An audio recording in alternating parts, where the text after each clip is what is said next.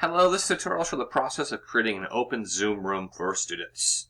So you may want to have a room where students can go in and just meet with each other so they can talk to each other through video and audio. They can't share their screen, but they can go in and meet through Zoom using their webcam and audio source such as a microphone or their telephone.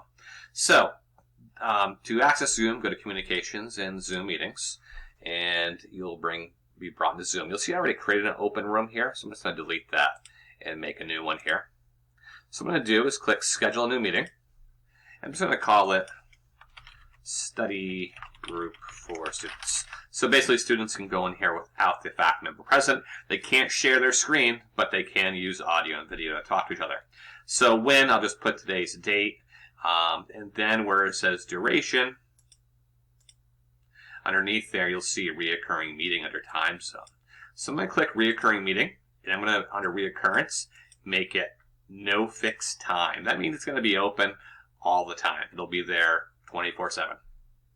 And it'll be there basically just one session, 24/7 for the duration of the course. So you don't need to have registration required. You can leave a video on for both host and participant, leave audio to both. And then I'd probably uncheck new participants, but this is for students so they can talk to each other. And then I'd probably disable enable waiting room. And I would check enable join before host. That way the students can use the room without you present. And I would also record meetings automatically so you can always monitor things if you see anything going wrong. And have it saved in the cloud. I'm going to click save, and that will save that open room. And there's all the settings. So if I go back to my course meetings, what you'll see now is there's a reoccurring meeting. It has no fixed time, and it's a study group for students. So you can have more than one reoccurring meeting if you want. That is not set in time. So if you want to have a group A and group B for grouping of work, you can do that. Let's take a look at see what this looks like from the student side of the house. From the student side, you'll see I'm in a student account. I'm in Bruce Wayne. If you want to email me who Bruce Wayne really is, I will send you a no prize.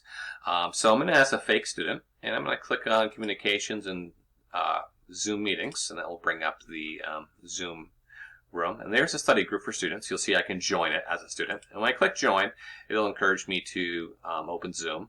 So I'm going to do that. And I'm going to join with my video enabled, and you'll now see that I'm in the room. I'm going to enable my computer audio. And you'll see that I can't share my screen as a student because that's turned off for students. Only the teachers can share screens. But students can talk to each other through video and audio, and they can also chat as well using the chat feature, and they can share links and so forth. This session is being recorded automatically. I do recommend that.